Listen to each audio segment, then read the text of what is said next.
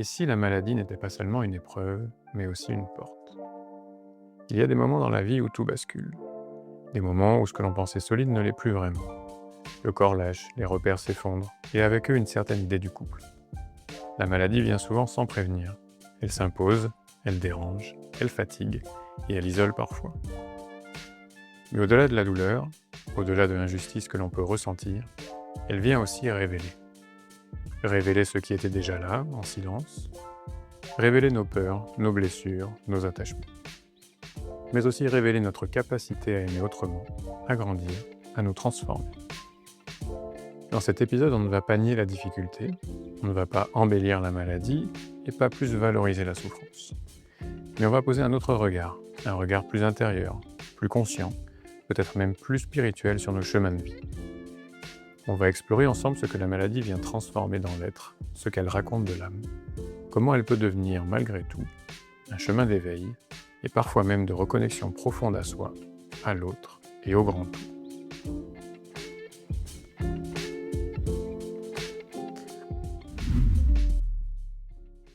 Bonjour, on espère que vous allez tous très bien. Aujourd'hui, on va prendre un temps pour explorer ce que la maladie peut nous amener de plus. De plus, parce que jusque-là, on a été plutôt un peu sur les aspects problématiques de la maladie. Et puis cette fois, on va expérimenter ce qu'elle nous a offert. J'ai pour habitude de dire que c'est un cadeau mal emballé. Puis, il y a une certitude, c'est que ça a ouvert pas mal de portes. C'est un peu le regard qu'on vous propose de poser sur notre chemin de vie aujourd'hui. Alors avant d'y aller, on va faire un petit disclaimer simplement au sujet de la douleur et du chemin de vie. Ça, c'est notre histoire, c'est ce qu'on a expérimenté. Tout au long, on va parler de transmutation, mais ce n'est en aucun cas pour valoriser la douleur. Si on avait pu l'éviter, on l'aurait fait sans aucun problème. On dit souvent que la maladie vient mettre en lumière quelque chose peut-être qui a été enfoui. Alors parfois on a quelques alertes, ça c'est vrai qu'on a peut-être découvert ça aussi en disant bon ben là j'avais entendu mon corps, mais j'ai choisi de ne pas l'écouter et de le pousser plus loin. Et puis à un moment donné la maladie arrive et certains disent je savais que ça allait arriver parce que j'allais au-delà de ce que je devais faire. On peut, lorsque l'on est conscient de ça, faire en sorte de faire ces changements-là de manière consciente avant que la maladie arrive.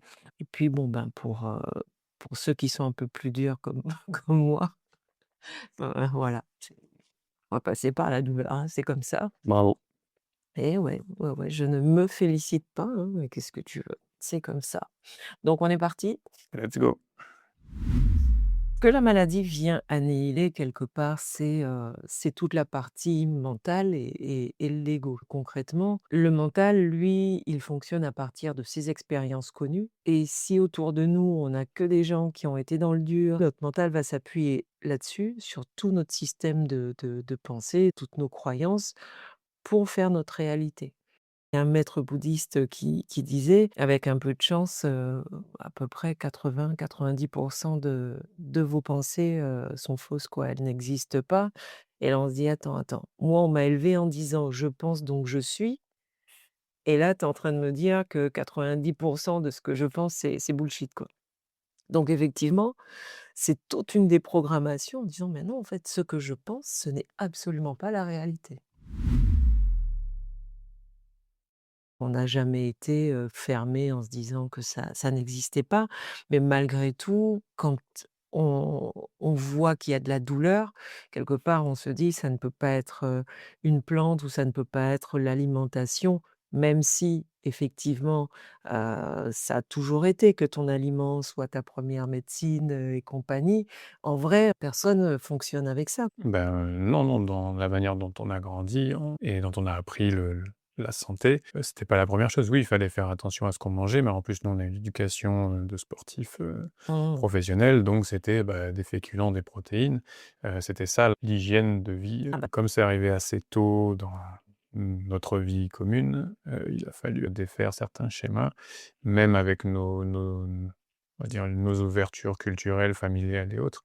Et donc il a fallu dépasser, au fur et à mesure ces schémas-là parce que ça ne suffisait pas, ça ne répondait plus. Je sais pas si tu te souviens des premières semaines de l'école de naturo. On a fait la première année ensemble. Je suis partie au premier stage toute seule et tu nous as rejoints, enfin, en février après et la claque que ça met, quoi. Tout a été rebattu. Le langage était diamétralement opposé et en même temps, tout ce qui a été évoqué me paraissait tellement plus pertinent. C'était quasi implacable, en fait. C'était tellement plus juste dans la lecture des choses. Moi, ça m'avait fait la sensation du passage dans Matrix où il te donne les 2 gélules et tu choisis Ouais, effectivement la de pilule bleue ou la rouge? voilà et en fait, tu découvres une autre vérité qui effectivement semble assez, simple et presque simpliste, en fait. Tu dis: Si ça tenait «Si qu'à si ça, ça ça tenait que se voilà, ça se saurait, on le dirait partout» et voilà et en fait, la meilleure expérience après, c'est de faire sur soi, de tester et quand tu testes ces choses-là et que tu vois que tu as des améliorations, que tu as un certain nombre de choses qui s'éclaircissent, qui sont bénéfiques, tu te dis: «Ah ouais, en fait, ça marche aussi». Et puis on a toujours tout testé, en fait, on s'est toujours imposé en tout cas une chose, c'est, quoi qu'on conseille ou qu'on prescrive après. Parce que même l'école de naturo, encore une fois, c'était pas fait pour pratiquer, c'était pour nous au début et on a tout testé et effectivement alors forcément, comme dans tout, il y a des choses qui nous conviennent, qui ne conviennent pas, mais et moi, il y a quelque chose qui m'a toujours parlé, quelque chose auquel j'ai toujours été sensible, c'est le lien au vivant, le retour à une alimentation vivante aussi, parce que tout ce qu'on mangeait était cuit. Mais effectivement, quand on apprend que passé 40-50 degrés, on tue quasiment toutes les vitamines et tous les micronutriments, donc tout ce qui fait la force d'un aliment, on se dit déjà, on a des aliments qui sont pas nécessairement bio, qui traversent la moitié de la planète pour venir chez nous. Après, on les cuit. À la fin, c'est du carton mouillé, quoi. Il y a plus rien. Ouais, puis il faut remettre ça effectivement dans le contexte, on va dire de l'époque, ça fait vieux, mais c'était il y a déjà une quinzaine d'années et dans nos parcours, sportifs, c'est vrai que par exemple l'alimentation, ça n'était que ça, Ouais, des protéines animales, voire des compléments, de protéines, c'est en ça. poudre et compagnie, À base plein de de lait, féculents, de fer, ouais. et tu vois que là, il y a quelques années, il y a peut-être, 10 ans maintenant, c'est Arnold Schwarzenegger qui avait produit, The Game Changer sur Mmh. Netflix, où il comparait des alimentations de sportifs professionnels, donc là, c'était au football américain, de gars qui mangeaient, végétarien et d'autres qui mangeaient, classiquement Ouais. et en fait, il se rendait compte, étude à l'appui, que, les gars étaient en meilleure santé, moins blessés, voilà. Alors ils améliorent pas leur performance, ils sont à leur niveau, mais ils ont moins de pépins physiques, ils sont Mmh. en meilleure santé. Et puis, et puis même dans leur dynamique, dans le corps, dans la tête. Et c'est pareil, il y a peut-être une dizaine d'années qu'on a vraiment commencé à appuyer et encore pas suffisamment, la vertu du microbiote intestinal sur la psyché et de se dire: «Mais oui, mais forcément, si je mange des aliments qui sont abîmés, même des animaux qui ont été maltraités, il se peut que ce que je mange, ne m'amène pas ce qui est escompté, quoi». Il y a un bon exemple, c'est après le repas de Noël ou voilà, ou un repas très festif, on mange beaucoup, on boit, voilà, on sent qu'après on vaut rien quoi. On Mmh. est Clairement. claqué, on est fatigué, on pourrait faire 3 heures de sieste et voilà. Ça, c'est vraiment qu'en fait, ça demande énormément d'énergie à notre corps, donc c'est autant d'énergie qu'on n'a pas à mettre ailleurs et à l'inverse, lorsqu'on arrive à se défaire de l'idée: «On doit manger absolument à tous les repas, entrée, plat, dessert», voilà. Ça, c'est pareil, c'est une croyance qui a été instaurée, qui n'existait pas avant, ou que dans la période de guerre et l'après-guerre, on faisait pas 3 repas par jour, Non, mais il a été instauré qu'il fallait faire 3 repas. Bizarrement, c'est pas partout, encore une fois, quand on voyage, c'est pas partout comme ça. pas du tout. Mais voilà, cette croyance-là, quand on arrive à s'en défaire, qu'on arrive à jeûner certains moments, à sauter des repas de manière organisée, on se rend compte que cette sensation de lestage qu'on peut avoir après un gros repas, et ben, à l'inverse, on a une sensation de légèreté lorsque on mange moins. Tout comme les 3, c'est combien de produits laitiers? Je sais même pas. 5. Bon, 3 ou 5 produits laitiers. En fait, tout ça, ça a industrialisé, ça a mis une norme pour tout le monde. Je viens d'une famille où mon grand-père était pêcheur. Le produit laitier, c'est quelque chose qu'on ne consommait pas. Enfin, on consommait très peu et fatalement, je pense qu'on n'a pas développé ce qu'il fallait niveau, microbiote pour les digérer. C'est différent de la personne qui grandit ici, dans une ferme et avec du lait de vache.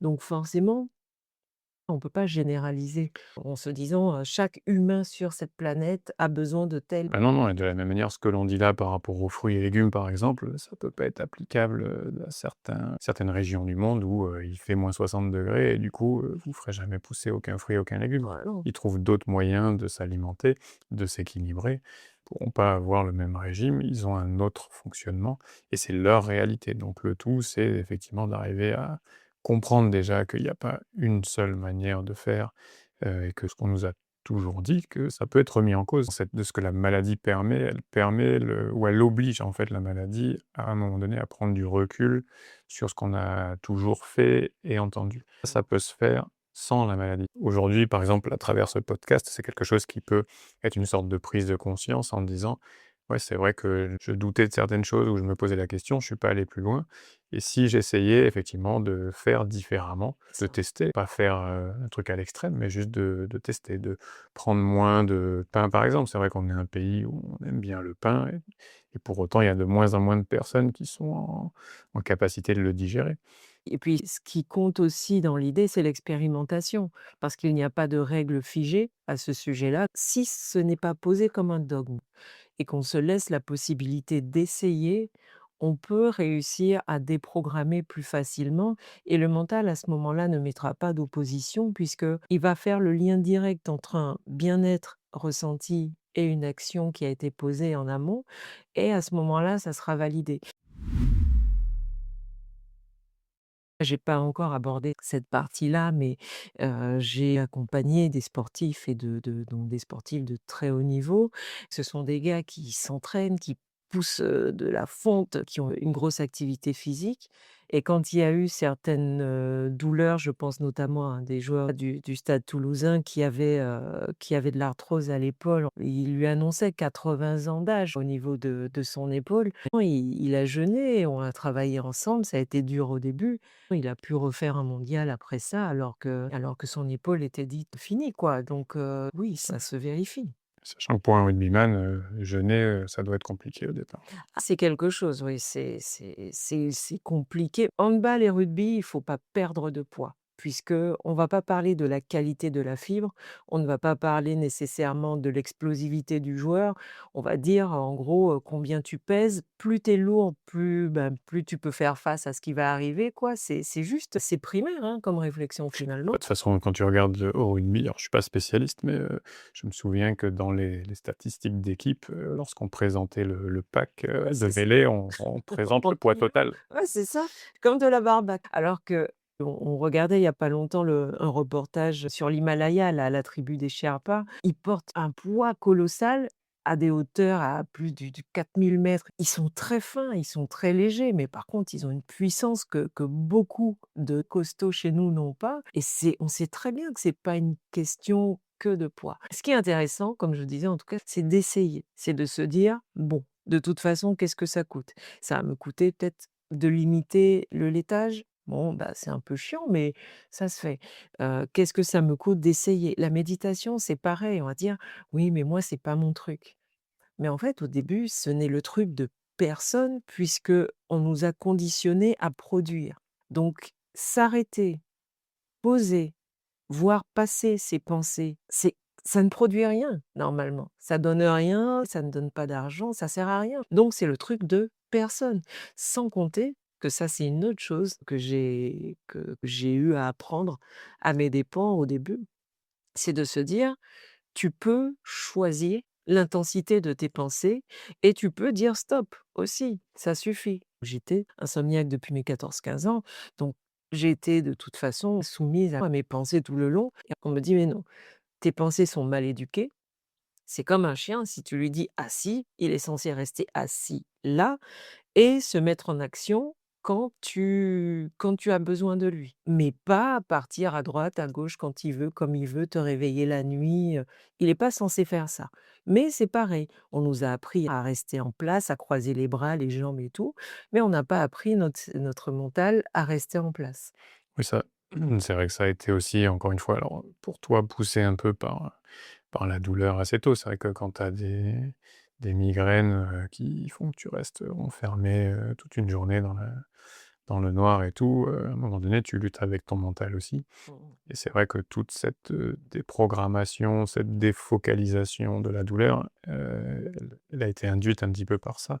Mais encore une fois, c'est quelque chose que tu peux t'entraîner à faire sans passer par là. J'ai pas eu, ces problématiques de douleur-là et pour autant, les fois où j'ai pu, poser un peu mon esprit et mes pensées et ben, je sais que ça a été bénéfique par la suite pour, avoir l'esprit, clair. C'est pour ça qu'on parle de ce que la maladie révèle. C'est que fondamentalement, pendant une crise, quand j'ai eu, l'arthrodèse, donc la deuxième hernie discale, le niveau de douleur était tellement violent au niveau de ma jambe, du sciatique ou pendant les crises, sur les migraines, on observe le mental, heu, évoluer. C'est-à-dire que lui, il continue sa vie et c'est un truc qui m'a toujours fait halluciner, c'est que au niveau de la douleur, moi, je me sentais littéralement en train de crever, quoi et mon mental, à côté de ça, il commentait: «Ah ouais, mais tu mal, mais alors qu'est-ce que tu pas fait? Mais pourquoi tu pas fait ça?» Et je me rendais compte que plus mon mental, il partait dans des plans comme ça, plus j'avais mal parce que, bah, plus ça m'énervait en disant: «Mais non, mais j'ai rien fait pour mériter ça, c'est pas possible».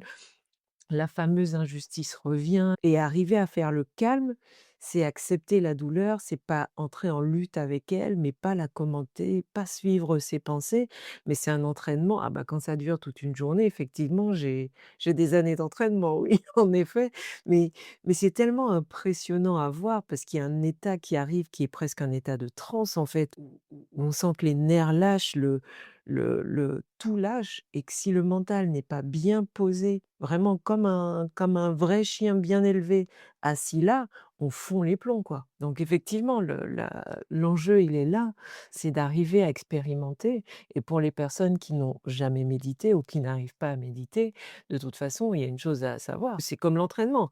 On s'entraîne avant le match, on s'entraîne avant la compétition, on s'entraîne pas pendant, quoi, hein. On peut toujours s'entraîner pendant, c'est jamais trop tard, mais ceci dit, c'est pas le même confort. Voilà, du coup, ça te paraît plus facile et avec moins de pression de faire ces entraînements-là sans, échéances, qui arrivent. C'est-à-dire qu'effectivement, si tu t'entraînes à méditer, par exemple, mais que tu as pas ces problématiques de maladie, de douleur et autres, bon, tu y arrives pas, tu le fais à la fréquence que tu veux, mais voilà, petit à petit, tu progresses. Mais au moins, tu as pas cette épée de Damoclès qui te dit: «Faut que tu y arrives là, parce que si tu y arrives pas, tu vas fondre les plombs, tu vas devenir fou, de la douleur». Là, au moins, tu vas à ton rythme et voilà, donc c'est d'autant plus, facile dans le sens où il y a moins de pression pour, il y a pas d'obligation de réussite.